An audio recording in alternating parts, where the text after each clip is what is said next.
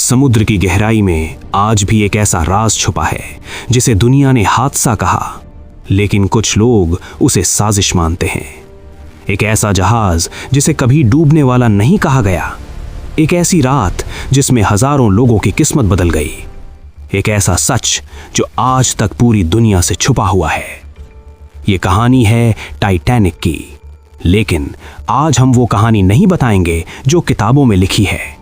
आज हम बताएंगे वो सच जो आधिकारिक रिपोर्ट में नहीं है, जो अखबारों में नहीं छपा और जिसे सुनकर शायद आप यकीन भी ना करें।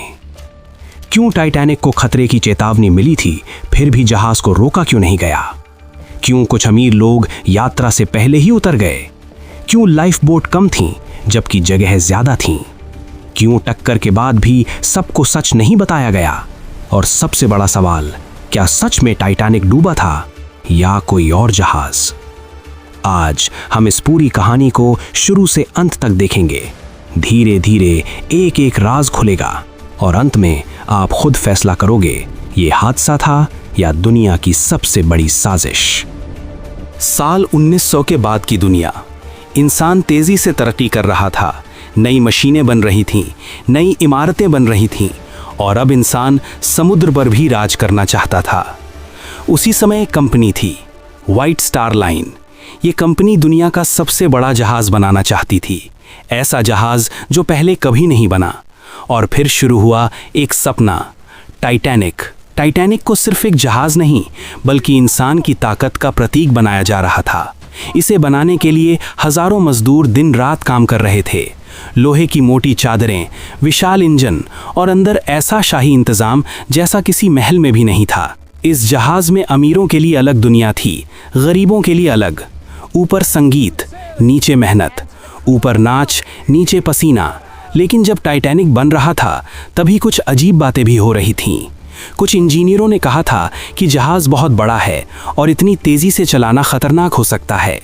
कुछ लोगों ने कहा सुरक्षा नावें कम हैं, लेकिन कंपनी ने कहा यह जहाज कभी नहीं डूबेगा, क्योंकि उन्हें भरोसा था अपने डिज़ाइन पर, या शायद उन्हें भरोसा था किसी और चीज़ पर। इतिहास में लिखा है कि टाइटैनिक एकदम नया जहाज था, लेकिन कुछ लोगों का दावा है कि उस समय कंपनी के पास एक और जहाज था, ओलंपिक, जो पहले ही हादसे में खराब हो चुका था। कहा जाता है कि कंपनी को बहुत बड़ा नुकसान हो रहा था और तभी एक खतरनाक योजना बनी। अगर खराब जहाज डूब जाए तो बीमा का पैसा मिलेगा, और अगर दुनिया को पता ही न चले तो? कुछ इतिहासकार मानते हैं कि टाइटैनिक और ओलंपिक एक जैसे दिखते थे, इतने एक जैसे कि पहचानना मुश्किल था।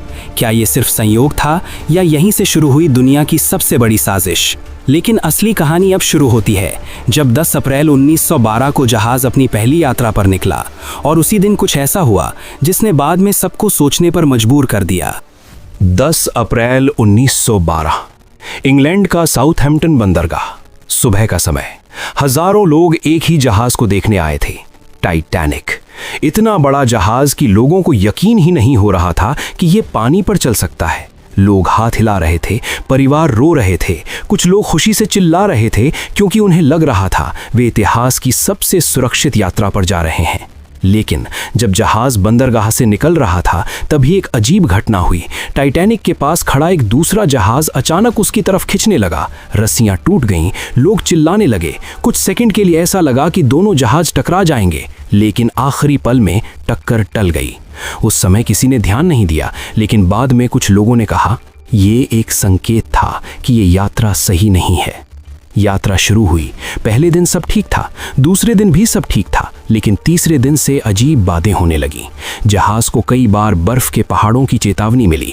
वायरलेस पर संदेश आया, आगे रास्ते में बहुत आइसबर्ग हैं, लेकिन रफ्तार कम नहीं की गई। क्यों? इतना बड़ा जहाज, इतना खतरा, फिर भी कप्तान ने स्पीड क्यों नहीं घटाई? कुछ लोग कहते हैं कंपनी चाहती थी कि जहाज रिकॉर्ड समय में पहुंचे, कुछ कहते हैं कप्तान पर दबाव था, और कुछ कहते हैं किसी को पता था कि क्या होने वाला है। यात्रा के दौरान एक और अजीब बात हुई। जहाज के कुछ अमीर यात्री आखिरी समय में यात्रा पर नहीं आए। कुछ ने टिकट कैंसिल कर दिया, कुछ अचानक बीमार हो गए, कुछ बिना कारण उतर गए, और बाद में पता चला उनमें से कुछ लोग बहुत बड़े बिजनेसमैन थे। क्या ये सिर्फ संयोग था या उन्हें पहले से कुछ पता था? 14 अप्रैल 1912, रात ठंडी थी, समुद्र शांत था, इतना शांत कि पानी आईने की तरह लग रहा था। लेकिन यही शांति सबसे खतरनाक थी, क्योंकि लहरें नहीं थीं और बिना लहरों के आइसबर्ग दिखाई नहीं देता। रात के 11:40 पहरेदार ने दूर देखा और अचानक चिल्लाया, आइसबर्ग राइट अहेड। लेकिन अब बहुत देर हो चुकी थी और अगले कुछ मिनटों में इतिहास बदलने वाला था। 14 अप्रैल 1912 रात के 11:40। समुद्र बिल्कुल शांत था, हवा ठंडी थी और टाइटैनिक पूरी रफ्तार से आगे बढ़ रहा था। अचानक पहरेदार की आवाज़ गूंजी, आइसबर्ग राइट अहेड। कप्तान को खबर दी गई, स्टीयरिंग मोड़ा गया, इंजन रोकने का आदेश दिया गया। लेकिन इतना बड़ा जहाज़ इतनी जल्दी नहीं मुड़ सकता था। कुछ ही सेकंड में टाइटैनिक बर्फ के विशाल पहाड़ से टकरा गया। टक्कर बहुत जोर की नहीं थी, इसलिए कई लोगों को लगा कुछ हुआ ही नहीं। लेकिन जहाज़ के नीचे लोहे की प्लेटें फट चुकी थीं, पानी अंदर घुसना शुरू हो गया था और इंजीनियर समझ चुके थे टाइटैनिक अब नहीं बचेगा। लेकिन यात्रियों को सच नहीं बताया गया। उन्हें कहा गया सब ठीक है, घबराने की ज़रूरत नहीं। क्यों? अगर खतरा इतना बड़ा था तो सच छुपाया क्यों गया?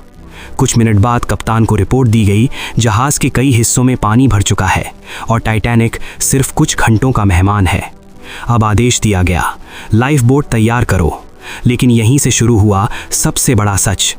टाइटैनिक में 2200 से ज़्यादा लोग थे, लेकिन लाइफ बोट थी सिर्फ लगभग 1100 लोगों के लिए। क्यों? इतना बड़ा जहाज़ और इतनी कम नावें?